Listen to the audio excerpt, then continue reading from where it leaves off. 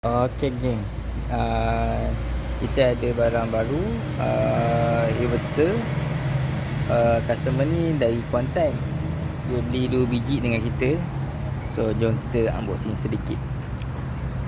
Okey, ni dia punya rupa luaran dia lah. Material dia besi, and dia punya ada sedikit maklumat dekat sini.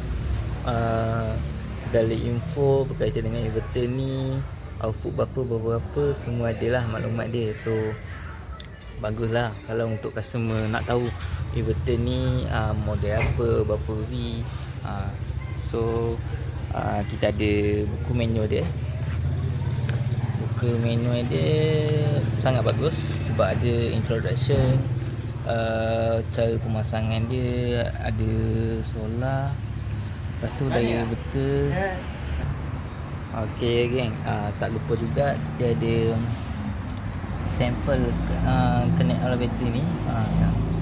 Contoh ni inverter yang hijau yang ni, dia connect pada bateri ni lah, dia join sini. Dia punya charge system dia. So manual ni sangat amat membantu lah. Kalau untuk kita setting, kita kena 05 USE, kita boleh ubah 26, 27, 28, 29 lah. So amat membantulah buku manual ni. Apa-apa untuk pembelian boleh beli. So jangan ragu-ragu lah.